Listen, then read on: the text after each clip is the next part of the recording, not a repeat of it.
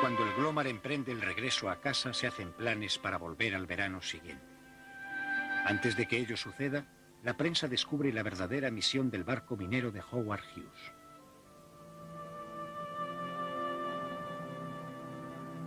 A pesar de haber realizado en parte su misión, toda esta fabulosa tecnología del Glomar no sirvió para nada más. El buque minero más sofisticado del mundo pasó casi un cuarto de siglo con la flota de bolas de naftalina estadounidense. La inversión realizada en esta sola operación habla claramente de la amenaza que los submarinos soviéticos representaban para Occidente. Pero al final, no fueron las grandes operaciones como esta las que proporcionaron la información secreta más valiosa, sino que fue recogida por los propios submarinos americanos. En un momento u otro, todos los submarinos americanos se dedicaron al espionaje. Me enviaban lejos durante un periodo de 2 meses con una orden operativa que me concedía un territorio muy amplio en una zona muy caliente y básicamente con órdenes de averiguar todo lo que pudiera.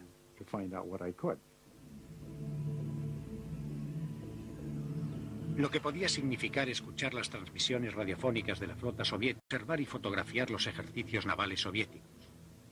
Podía significar acercarse a un submarino soviético de misiles lo suficiente para poder grabar con detalle todos los ruidos que hacía. Aquellos ruidos distintivos permitían a los sonares americanos no solo encontrar un submarino enemigo, sino también identificar a menudo una nave concreta.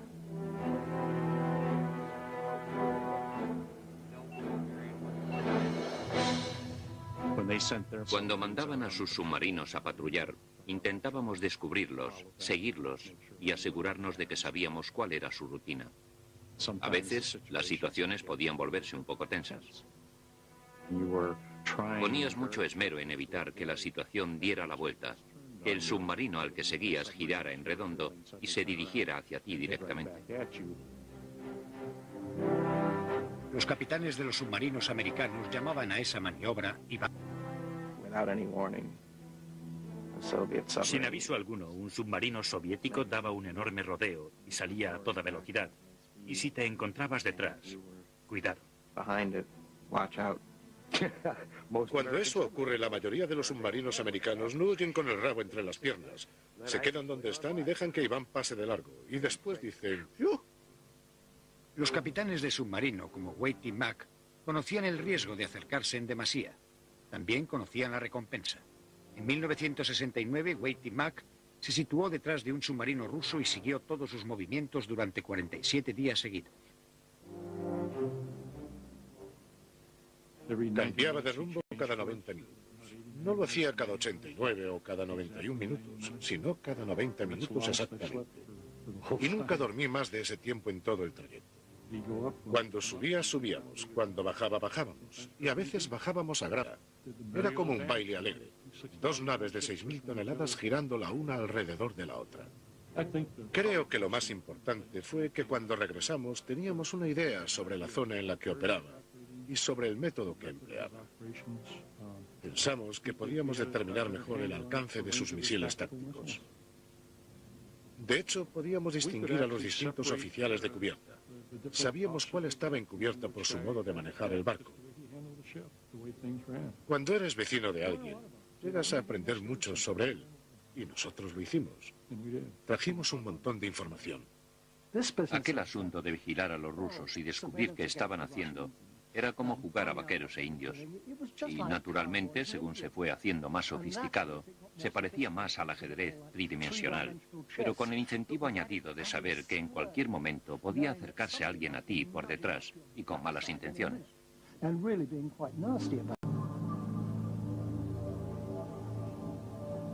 A veces, espiar al otro bando llevaba a los submarinos a lugares en los que no deberían estar, hecho que ambos bandos niegan oficialmente hasta la fecha. Nuestro submarino, y ese lo nuclear, nunca Nunca entró en aguas territoriales americanas. Teníamos órdenes estrictas de no acercarnos a más de 80 kilómetros. Las órdenes eran muy claras. No entrará sin permiso. ¿Y se infringieron alguna vez esas órdenes? No puedo responder a esa pregunta. Tal vez logre que le conteste a alguien de la Marina de los Estados Unidos. Yo no puedo. Debería dejarlo en... Yo en su lugar no entraría sin permiso. Y si alguien quiere dejar entrever algo más, eso es cosa suya. En los 60 me estaba entrenando con los SEALs. Estaba en la Marina, entrenándome con los SEALs. Y algunos de mis colegas habían estado en las cloacas de Hanoi, llevados por submarinos. Y después nadaban por las cloacas.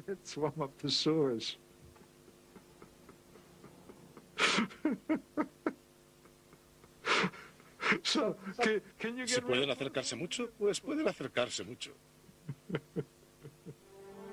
De hecho, submarinos americanos especialmente equipados, como el USS Halibut, violaron repetidamente las aguas territoriales soviéticas.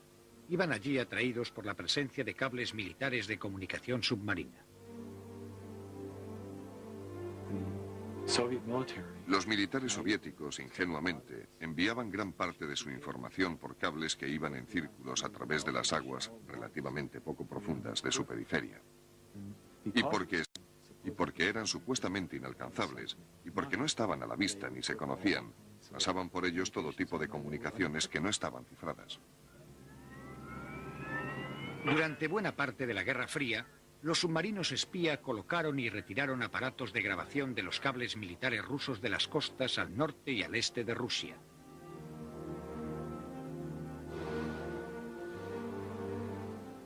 Una buena parte del coste del desarrollo de los equipos que lo hicieron posible se ocultó en un programa de la Marina para desarrollar submarinos de rescate a grandes profundidades, llamados DSRV. Cualquiera que hubiese servido en un submarino y hubiese oído hablar de los vehículos de rescate a grandes profundidades, sabía desde el primer momento que era pura ficción. Tenía que serlo. A menos que bajaras sobre una montaña submarina o sobre una cornisa continental, ibas a bajar y sobrepasar la profundidad de aplastamiento y no quedaría nadie para realizar el rescate. Pero proporcionó una tapadera perfecta para crear todo un juego de tecnología que se utilizaba para espiar. Ahí fue a parar el dinero. Ahí fue a parar la energía. Algunos creían que los propios submarinos de rescate eran reclutados ocasionalmente para el espionaje. Como sabemos, se tardaba mucho en construir los DSRV. Eran Cadillacs que tenían los aparatos más increíbles que se les podían ocurrir a la Marina y a sus contratistas, y bajaban a una gran profundidad. Podían realizar cosas de todo tipo, y probablemente muchas sobre las que nada saben. Los científicos e ingenieros responsables de los DSRV y de los submarinos espía como el Halibut se encontraron con el reto de los planificadores de defensa de Ronald Reagan de alcanzar logros más importantes. Querían noticias en directo, en línea, en vivo a las 5. Querían saber lo que sucedía cuando sucedía. Si puedes conectar una línea sin que se entere, ya lo tienes. Lo tienes cogido, simplemente. Y para eso no hay sustituto alguno. Simplemente sabes todo lo que él sabe. Estás dentro de su círculo de decisión. De hecho, está sentado a su mesa.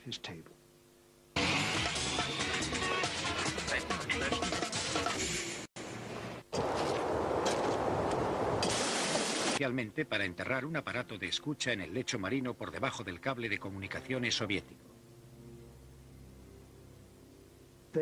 Podían subir el cable e inspeccionarlo. Estaría totalmente limpio. Volverían a tenderlo y volvería a caer sobre el aparato de escucha. De aquella fuente podías tender un cable de unos 2000 kilómetros hasta el marino de Groenlandia, desde donde la información llegaría a Washington vía satélite. Y estarías escuchando en directo toda la actividad de la Flota del Norte. Y la Flota del Norte participaría en cualquier escenario de una tercera guerra mundial. Así que en realidad recibirías un aviso anticipado de la lucha magna. Para ello fue necesario un enorme desarrollo de nueva tecnología y, por supuesto, el gasto de ingentes cantidades de dinero. Debió de ascender todo a unos 3.000 millones de dólares. Barato. Para los resultados previstos iba a resultar barato. Tenía la prioridad más alta y el mayor presupuesto dentro del presupuesto de espionaje de la administración Reagan. Se gastaron en ello unos 1.000 millones de dólares y entonces se perdió todo por culpa de un hombre, Pelton. Ronald Pelton era un analista que trabajaba en la Agencia de Seguridad Nacional de los Estados Unidos y que fue condenado por espiar para el KGB. Una de las operaciones que puso en peligro fue la de pinchazo de líneas. La Unión Soviética dependía mucho de los espías bien situados como Pelton. Dado el carácter cerrado de la sociedad soviética, aquel modo de obtener secretos militares era mucho menos productivo para Occidente.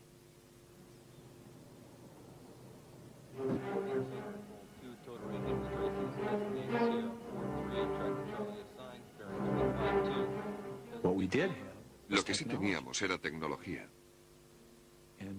Y utilizamos la ventaja tecnológica que teníamos para obtener la información secreta que tan desesperadamente necesitábamos. Motores a 1/3, señor.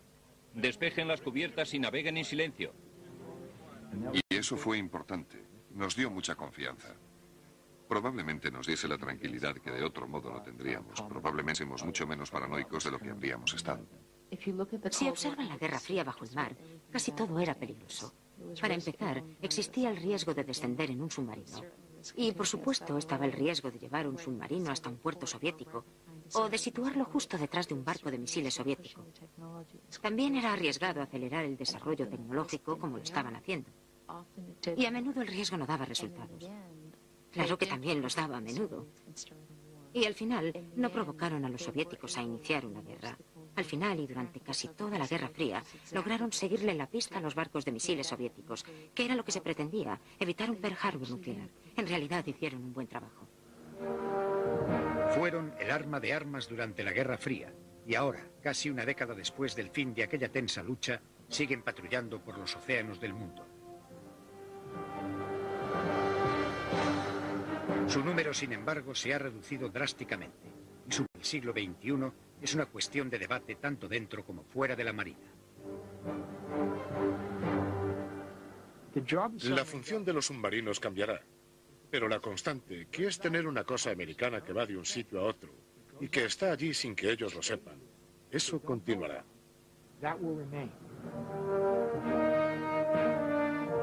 Sea cual sea la función a desempeñar por los submarinos en años venideros, la tecnología de vanguardia tendrá sin duda una parte importante en ella. Y cuando esa nueva tecnología se lleve al fondo del mar, habrá peligro. Muchas vidas dependerán de lo que se haya aprendido del pasado.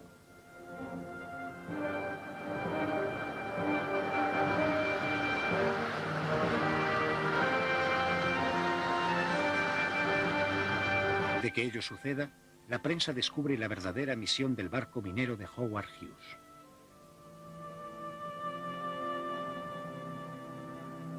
A pesar de haber realizado en parte su misión, toda esta fabulosa tecnología del Glomar no sirvió para nada más. El buque minero más sofisticado del mundo pasó casi un cuarto de siglo con la flota de bolas de naftalina estadounidense.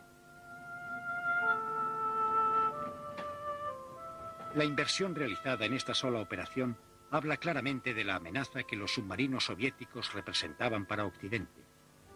Pero al final, no fueron las grandes operaciones como esta las que proporcionaron la información secreta más valiosa, sino que fue recogida por los propios submarinos americanos.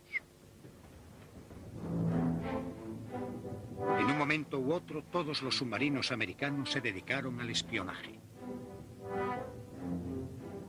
Me enviaban lejos durante un periodo de 2 meses con una orden operativa que me concedía un territorio muy amplio en una zona muy caliente y básicamente con órdenes de averiguar todo lo que pudiera.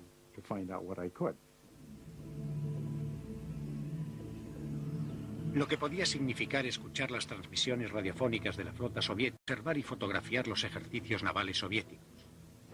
Podía significar acercarse a un submarino soviético de misiles lo suficiente para poder grabar con detalle todos los ruidos que hacía.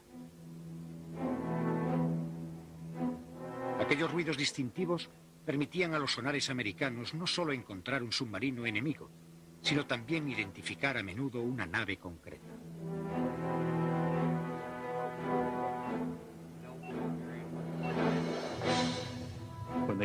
Cuando mandaban a sus submarinos a patrullar, intentábamos descubrirlos, seguirlos y asegurarnos de que sabíamos cuál era su rutina. A veces, las situaciones podían volverse un poco tensas. Ponías mucho esmero en evitar que la situación diera la vuelta, que el submarino al que seguías girara en redondo y se dirigiera hacia ti directamente. Los capitanes de los submarinos americanos llamaban a esa maniobra Sin aviso alguno, un submarino soviético daba un enorme rodeo y salía a toda velocidad. Y si te encontrabas detrás, cuidado. Cuando eso ocurre, la mayoría de los submarinos americanos no huyen con el rabo entre las piernas. Se quedan donde están y dejan que Iván pase de largo. Y después dicen, ¡yuh! Los capitanes de submarino, como Wade y Mack, conocían el riesgo de acercarse en demasía. También conocían la recompensa. En 1969, Wade y Mack se situó detrás de un submarino ruso y siguió todos sus movimientos durante 47 días seguidos. Toda esta fabulosa tecnología del Glomar no sirvió para nada más. El buque minero más sofisticado del mundo pasó casi un cuarto de siglo con la flota de bolas de naftalina estadounidense. La inversión realizada en esta sola operación habla claramente de la amenaza que los submarinos soviéticos representaban para Occidente.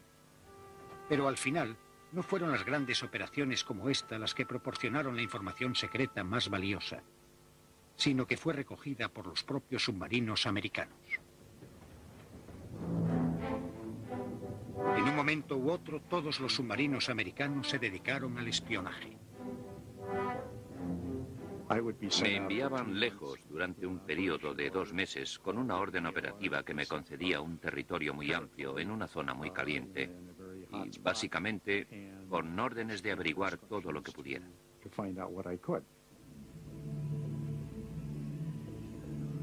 Lo que podía significar escuchar las transmisiones radiofónicas de la flota soviética, observar y fotografiar los ejercicios navales soviéticos. Podía significar acercarse a un submarino soviético de misiles lo suficiente para poder grabar con detalle todos los ruidos que hacía. Aquellos ruidos distintivos permitían a los sonares americanos no solo encontrar un submarino enemigo, sino también identificar a menudo una nave concreta.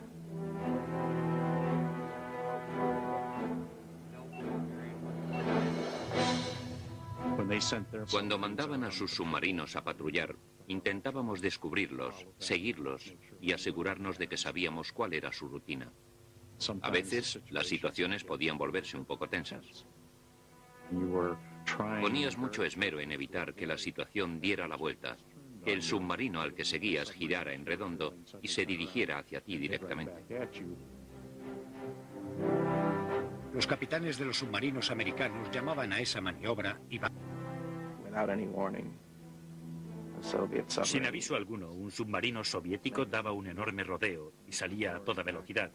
Y si te encontrabas detrás, cuidado. Cuando eso ocurre, la mayoría de los submarinos americanos no huyen con el rabo entre las piernas. Se quedan donde están y dejan que Iván pase de largo. Y después dicen, ¡yuh! Los capitanes de submarino, como Wade y Mack, conocían el riesgo de acercarse en demasía. También conocían la recompensa. En 1969, Wade y Mack se situó detrás de un submarino ruso y siguió todos sus movimientos durante 47 días seguidos. Cambiaba de rumbo cada 90 minutos. No lo hacía cada 89 o cada 91 minutos, sino cada 90 minutos exactamente. Y nunca dormí más. Una buena parte del coste del desarrollo de los equipos que lo hicieron posible se ocultó en un programa de la Marina para desarrollar submarinos de rescate a grandes profundidades, llamados DSRV. Cualquiera que hubiese servido en un submarino y hubiese oído hablar de los vehículos de rescate a grandes profundidades, sabía desde el primer momento que era pura ficción. Tenía que serlo. A menos que bajaras sobre una montaña submarina o sobre una cornisa continental, ibas a bajar y sobrepasar la profundidad de aplastamiento y no quedaría nadie para realizar el rescate. Pero proporcionó una tapadera perfecta para crear todo un juego de tecnología que se utilizaba para espiar. Ahí fue a parar el dinero. Ahí fue a parar la energía. Algunos creían que los propios submarinos de rescate eran reclutados ocasionalmente para el espionaje. Como sabemos, se tardaba mucho en construir los DSRV. Eran Cadillacs que tenían los aparatos más increíbles que se les podían ocurrir a la Marina y a sus contratistas, y bajaban a una gran profundidad. Podían realizar cosas de todo tipo, y probablemente muchas sobre las que nada sabemos. Los científicos e ingenieros responsables de los DSRV y de los submarinos espía como el Halibut se encontraron con el reto de los planificadores de defensa de Ronald Reagan de alcanzar logros más importantes. Querían noticias en directo, en línea, en vivo a las 5. Querían saber lo que sucedía cuando sucedía. Si puedes conectar una línea sin que se entere, ya lo tienes. Lo tienes cogido, simplemente. Y para eso no hay sustituto alguno. Simplemente sabes todo lo que él sabe. Estás dentro de su círculo de decisión. De hecho, está sentado a su mesa.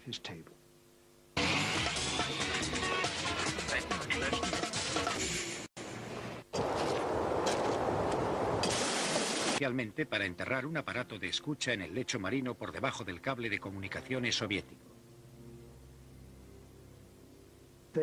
Podían subir el cable e inspeccionarlo. Estaría totalmente limpio. Volverían a tenderlo y volvería a caer sobre el aparato de escucha. De aquella fuente podías tender un cable de unos 2000 kilómetros hasta el marino de Groenlandia, desde donde la información llegaría a Washington vía satélite. Y estarías escuchando en directo toda la actividad de la Flota del Norte. Y la Flota del Norte participaría en cualquier escenario de una tercera guerra mundial. Así que en realidad recibirías un aviso anticipado de la lucha magna. Para ello fue necesario un enorme desarrollo de nueva tecnología. Radiofónicas de la flota soviética, observar y fotografiar los ejercicios navales soviéticos. Podía significar acercarse a un submarino soviético de misiles lo suficiente para poder grabar con detalle todos los ruidos que hacía. Aquellos ruidos distintivos permitían a los sonares americanos no solo encontrar un submarino enemigo, sino también identificar a menudo una nave concreta.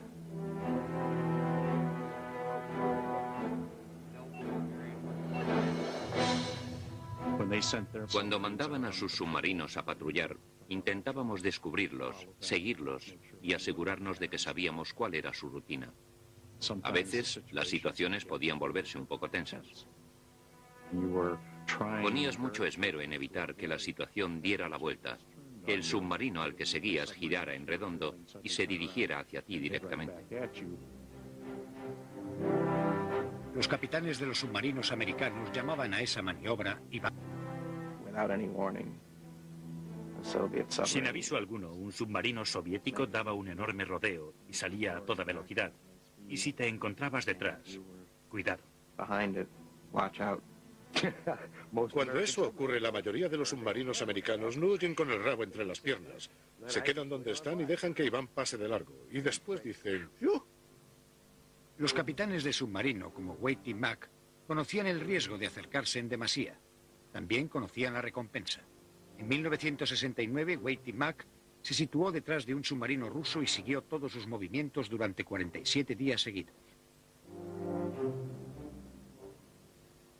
Cambiaba de rumbo cada 90 minutos. No lo hacía cada 89 o cada 91 minutos, sino cada 90 minutos exactamente. Y nunca dormí más de ese tiempo en todo el trayecto. Cuando subía, subíamos. Cuando bajaba, bajábamos. Y a veces bajábamos a grada. Era como un baile alegre. Dos naves de 6.000 toneladas girando la una alrededor de la otra.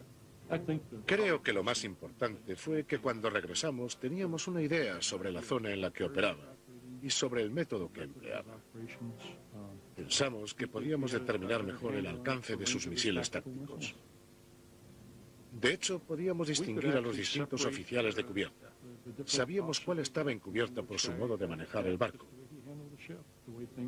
Cuando eres vecino de alguien, llegas a aprender mucho sobre él. Y nosotros lo hicimos. Trajimos un montón de información. Aquel asunto de vigilar a los rusos y descubrir qué estaban haciendo era como jugar a vaqueros e indios. Y naturalmente, según se fue haciendo más sofisticado, se parecía más al ajedrez tridimensional, pero con el incentivo añadido de saber que en cualquier momento podía acercarse alguien a ti por detrás y con malas intenciones.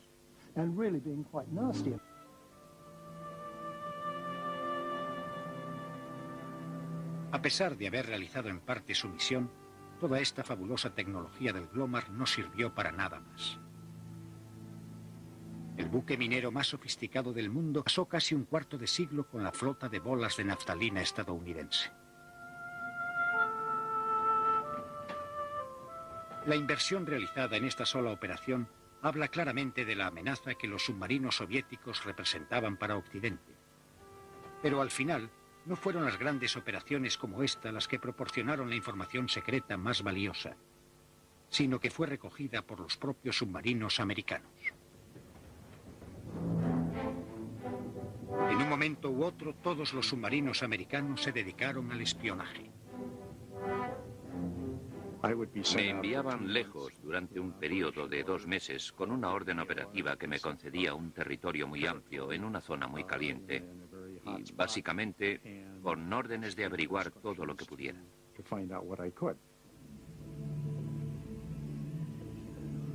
Lo que podía significar escuchar las transmisiones radiofónicas de la flota soviética, observar y fotografiar los ejercicios navales soviéticos. Podía significar acercarse a un submarino soviético de misiles lo suficiente para poder grabar con detalle todos los ruidos que hacía. Aquellos ruidos distintivos permitían a los sonares americanos no solo encontrar un submarino enemigo, sino también identificar a menudo una nave concreta.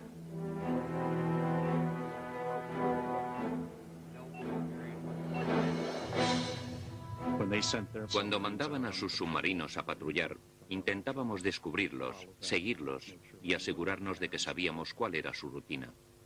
A veces, las situaciones podían volverse un poco tensas. Ponías mucho esmero en evitar que la situación diera la vuelta, que el submarino al que seguías girara en redondo y se dirigiera hacia ti directamente. Los capitanes de los submarinos americanos llamaban a esa maniobra y sin aviso alguno, un submarino soviético daba un enorme rodeo y salía a toda velocidad. Y si te encontrabas detrás, cuidado. Cuando eso ocurre, la mayoría de los submarinos americanos no huyen con el rabo entre las piernas. Se quedan donde están y dejan que Iván pase de largo. Y después dicen... ¡Yuh! Los capitanes de submarino, como Wade y Mack, conocían el riesgo de acercarse en demasía. También conocían la recompensa. En 1969, Wade y Mack se situó detrás de un submarino ruso y siguió todos sus movimientos durante 47 días seguidos. Toda esta fabulosa tecnología del Glomar no sirvió para nada más. Comunicaciones soviético. Podían subir el cable e inspeccionarlo. Estaría totalmente limpio. Volverían a tenderlo y volvería a caer sobre el aparato de escucha.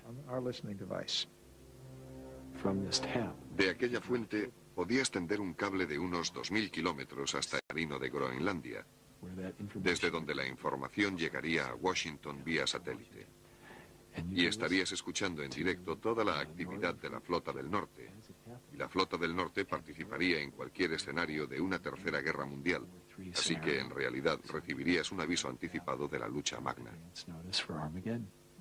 Para ello fue necesario un enorme desarrollo de nueva tecnología y por supuesto el gasto de ingentes cantidades de dinero.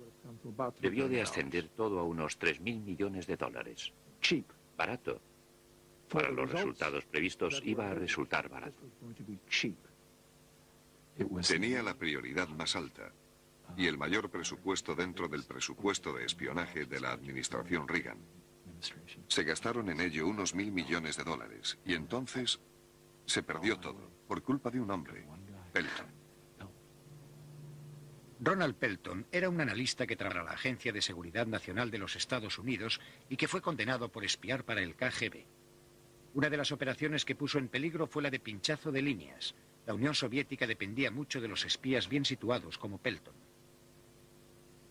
Dado el carácter cerrado de la sociedad soviética, aquel modo de obtener secretos militares era mucho menos productivo para Occidente.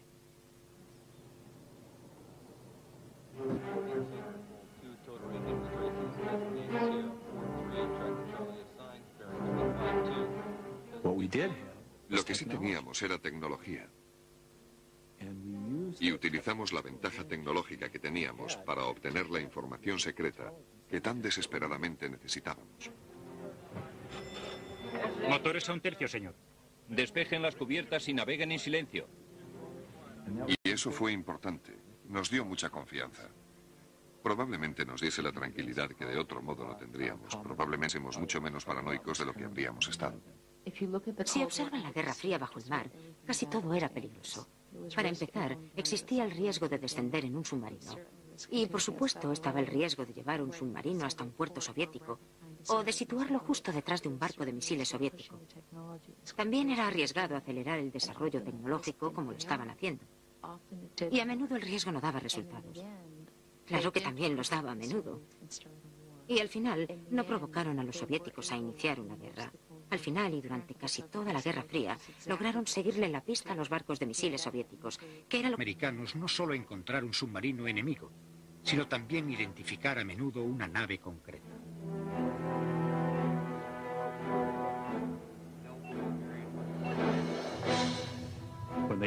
Cuando mandaban a sus submarinos a patrullar, intentábamos descubrirlos, seguirlos y asegurarnos de que sabíamos cuál era su rutina.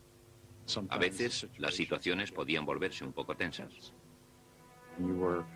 Ponías mucho esmero en evitar que la situación diera la vuelta, que el submarino al que seguías girara en redondo y se dirigiera hacia ti directamente. Los capitanes de los submarinos americanos llamaban a esa maniobra y... Sin aviso alguno, un submarino soviético daba un enorme rodeo y salía a toda velocidad. Y si te encontrabas detrás, cuidado. Cuando eso ocurre, la mayoría de los submarinos americanos no huyen con el rabo entre las piernas. Se quedan donde están y dejan que Iván pase de largo. Y después dicen... ¡Yuh! Los capitanes de submarino, como Wade y Mack, conocían el riesgo de acercarse en demasía. También conocían la recompensa. En 1969, Wade y Mack se situó detrás de un submarino ruso y siguió todos sus movimientos durante 47 días seguidos. Cambiaba de rumbo cada 90 minutos. No lo hacía cada 89 o cada 91 minutos, sino cada 90 minutos exactamente. Y nunca dormí más de ese tiempo en todo el trayecto. Cuando subía, subíamos. Cuando bajaba, bajábamos. Y a veces bajábamos a grada. Era como un baile alegre. 2 naves de 6.000 toneladas girando la una alrededor de la otra. Creo que lo más importante fue que cuando regresamos teníamos una idea sobre la zona en la que operaba y sobre el método que empleaba. Pensamos que podíamos determinar mejor el alcance de sus misiles tácticos. De hecho, podíamos distinguir a los distintos oficiales de cubierta. Sabíamos cuál estaba encubierta por su modo de manejar el barco. Cuando eres vecino de alguien, llegas a aprender mucho sobre él. Y nosotros lo hicimos. Trajimos un montón de información. Aquel asunto de vigilar a los rusos y descubrir qué estaban haciendo era como jugar a vaqueros e indios. Y naturalmente, según se fue haciendo más sofisticado, se parecía más al ajedrez tridimensional, pero con el incentivo añadido de saber que en cualquier momento podía acercarse alguien a ti por detrás y con malas intenciones.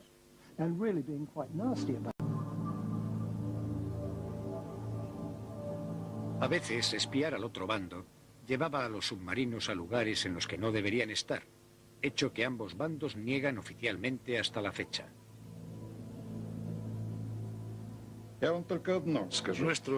Creo que lo más importante fue que cuando regresamos teníamos una idea sobre la zona en la que operaba y sobre el método que empleaba. Pensamos que podíamos determinar mejor el alcance de sus misiles tácticos. De hecho, podíamos distinguir a los distintos oficiales de cubierta. Sabíamos cuál estaba encubierta por su modo de manejar el barco.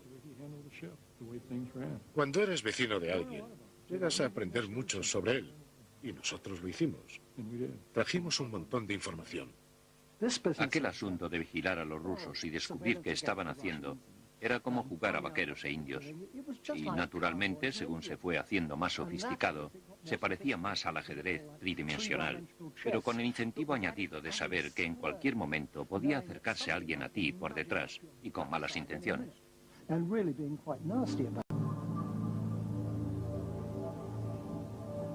A veces, espiar al otro bando llevaba a los submarinos a lugares en los que no deberían estar, hecho que ambos bandos niegan oficialmente hasta la fecha.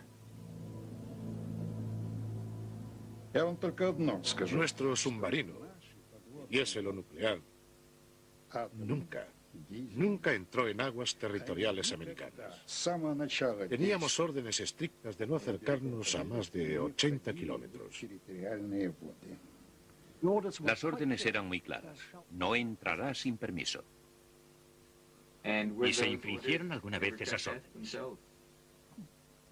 No puedo responder a esa pregunta. Tal vez logre que le conteste a alguien de la Marina de los Estados Unidos. Yo no puedo. Debería dejarlo en... Yo en su lugar no entraría sin permiso. Y si alguien quiere dejar entrever algo más, eso es cosa suya. En los 60 me estaba entrenando con los SEALs. Estaba en la Marina, entrenándome con los SEALs. Y algunos de mis colegas habían estado en las cloacas de Hanoi, llevados por submarinos. Y después nadaban por las cloacas.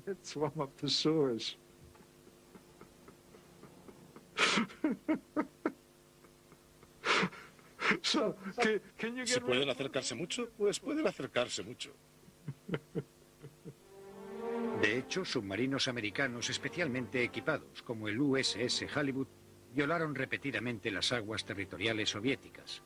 Iban allí atraídos por la presencia de cables militares de comunicación submarina. Los militares soviéticos, ingenuamente, enviaban gran parte de su información por cables que iban en círculos a través de las aguas relativamente poco profundas de su periferia. Y porque eran supuestamente inalcanzables, y porque no estaban a la vista ni se conocían, pasaban por ellos todo tipo de comunicaciones que no